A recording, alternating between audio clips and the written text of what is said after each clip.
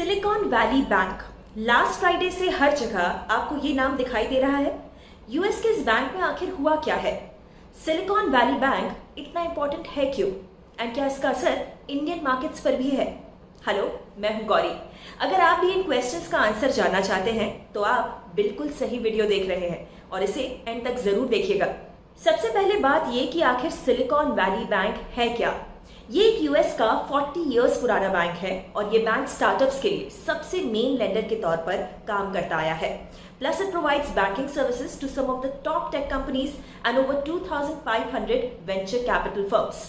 Last Friday को SVB यानी कि सिलिकॉन वैली बैंक में क्राइसिस की खबर आई और पूरा का पूरा ग्लोबल फाइनेंशियल सिस्टम शॉक रह गया।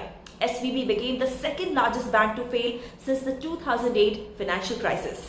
And now we can see the ripple effects of this crisis. SVB के collapse के बाद न्यूयॉर्क-based Signature Bank had to be shut down after its customers started withdrawing deposits. अब US regulators ने इन दोनों banks को अपने कंट्रोल में ले लिया है एंड डिपॉजिटर्स को ये श्योर किया है कि उनका पैसा सेफ है। और बैंक्स की तरह ही Silicon Valley bank accepted deposits. जैसा कि मैंने आपको बताया था कि इस बैंक के मेन कस्टमर्स थे स्टार्टअप्स से मिले डिपॉजिट्स में कुछ को एसवीबी ने गवर्नमेंट बॉन्ड्स में इन्वेस्ट किया और उसका कुछ हिस्सा कैश फॉर्म में अपने पास रखा। अब आपको पता ही है कि हाई इन्फ्लेशन को कंट्रोल करने के लिए यूएस का जो सेंट्रल बैंक है यानी कि फेड लगातार इंटरेस्ट रेट्स को बढ़ाते जा रहा है और इसका मतलब ये हुआ कि मार्केट्स में जो नए बॉन्ड्स आ रहे थे वो ज्यादा इंटरेस्ट रेट्स फेच करने लगे। पर सिलिकॉन वैली बैंक के पास वही पुराने low yielding and loss making bonds रह गए। इससे जो लॉसेस हुए उसको कवर करने के लिए बैंक को अपने कुछ इन्वेस्टमेंट्स को बेचना पड़ा, which included a share sale. Silicon Valley Bank का क्राइसिस जो है उसका दूसरा एंड जुड़ा है उसके मेन कस्टमर से, विच आर स्टार्टअप्स।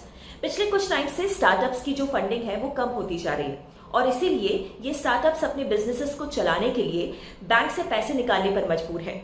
अपने कस्टमर्स की इस बढ़ती रिक्वायरमेंट को पूरा करने के लिए एसवीबी ने अपने इन्वेस्टमेंट्स या फिर कहें तो बॉन्ड्स को डिस्काउंट पर बेचना शुरू कर दिया। और जब ये खबर बाहर आई कि bank is suffering heavy losses तो डिपॉजिट विड्रॉल और भी ज्यादा बढ़ गए। सिलिकॉन वैली बैंक क्राइसिस का असर दुनिया भर के फाइनेंशियल सिस्टम्स पर दिखाई दे रहा है, इंक्लूडिंग इंडिया। जब से एसवीबी कोलैप्स की न्यूज आई है तब से Indian markets specially the bank stocks have been facing the heat. The benchmark indices चाहे वो निफ्टी 50 हो या फिर सेंसेक्स, दोनों ही लास्ट 2 ट्रेडिंग सेशंस में नीचे रहे। The Nifty bank index also dropped more than 4% in the same period. मगर एनालिस्ट्स ये मानते हैं कि Indian banks are well placed to withstand SVB like crisis. Domestic banks के पास स्टिकी रिटेल डिपॉजिट्स का भी एक बड़ा क्वेश्चन है और इन सब के बीच इंडियन गवर्नमेंट भी डोमेस्टिक स्टार्टअप्स के साथ मीटिंग्स कर रही है ताकि एसवीबी क्राइसिस के इम्पैक्ट को असेस किया जा सके।